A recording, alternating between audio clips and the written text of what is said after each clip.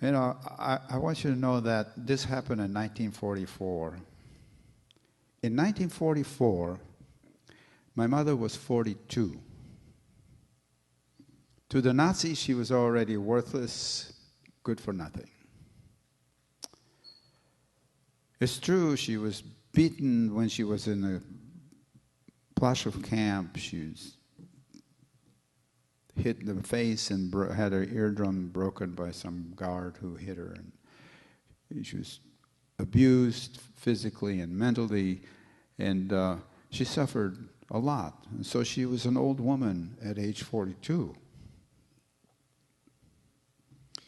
You know, when I first came to Plaszow, when I first got there, the camp was not completely finished yet. They were still working on it.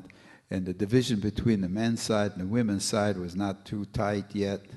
And my being a little kid, and you couldn't tell whether I was male or female, I snuck through the wires, and I went to see my mother. I found her in a barracks, and once she saw me, she thought, oh, that was the greatest. She was so happy to see me. And immediately started pushing me out the door, and of course, I would get in trouble. Wouldn't protect me.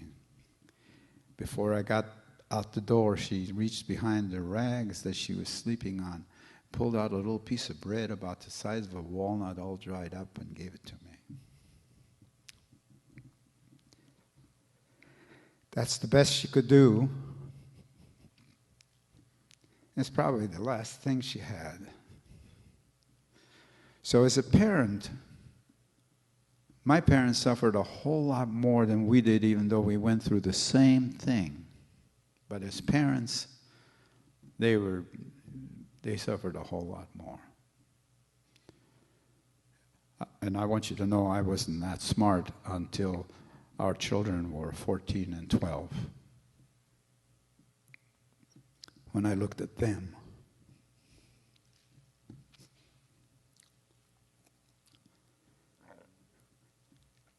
I don't think I could have done it. They were pretty strong people. But they were beaten up, as I said, physically and mentally, and they were old before their time. In any case, my mother ended up in Schindler's List just with my sister, and we spent the rest of the 8 months in Schindler's company, in the new location. Those were probably the hardest 8 months of our time in Schindler's company, because Schindler was not able to, supplement our food as well as he did when we were in Krakow, and so the soup got thinner, and the little rations of bread got smaller. And I was back, scrounging around, looking for food every day. And so I would find things like potato peels. I would dry them on steam pipes that were running through the factory. And I just did all kinds of things. And Schindler, in the new location, had the same habit he had in Krakow. In the early hours of the morning, he would come and visit the factory. Stop and talk to people. Stop and talk to me. Just one time he actually left orders that I should not be assigned to night work anymore. Imagine. It was pretty good. He didn't think that this boy should be working nights all the time like that. So I don't mind telling you, there was a lot of jealousy about that. Some people said, well, we have to work nights, why don't you? And I said, I don't know.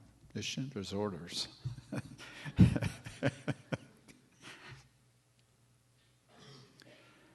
And sometimes after, some of these visits, after he talked to me, he'd ask me to come to his office, and he'd give me a little piece of bread. And I'd take it and run to where my father and my brother worked. We worked in the same location, and we split it up and had a little something to eat.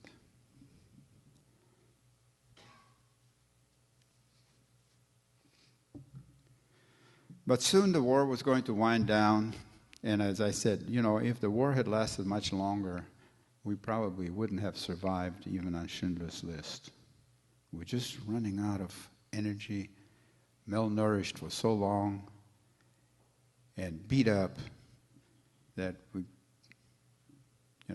my father couldn't stand 12-hour shifts in front of his machine anymore. He would squat down every once in a while when nobody was looking. And we were just running out of energy. You can't go on forever, with the kind of nutrition and the kind of treatment. So soon, however, the war was winding down, and just for a month or so before the war was over, the guards were beginning to run for their lives, and the warehouses were not being guarded anymore. And so Schindler got a truck and with some people on it, and went to one of those warehouses and brought back to camp hundreds of bolts of cloth, all navy blue, and hundreds of bottles of vodka. 1 liter bottles, hundreds of them. And he left word, that before he left, that everyone who leaves the camp should receive a bottle of vodka and a bolt of cloth.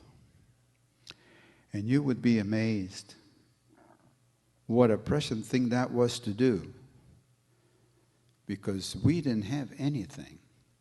When the war was over, and in the movie, it all changes. The movie changes from black and white to color, and everybody goes off singing, and like Yerushalayim Shazah.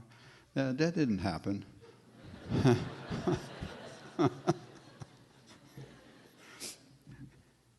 We were there. We were traumatized. We were just standing there when the guard came in. As you saw in the movie, the guard rode in on a horse.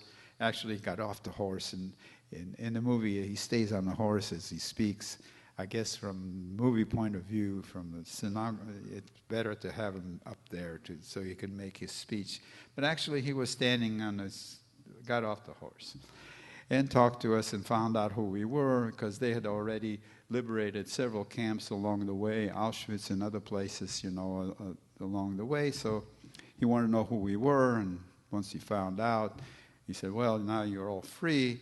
And as we were standing there, in my mind's memory, we had these numbers sewn on our uniforms.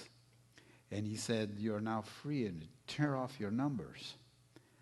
And so I think we all did it in unison, but it probably didn't, But it just seems like we all did to rip the numbers off all at once. And but we didn't have anything. We didn't have any place to go.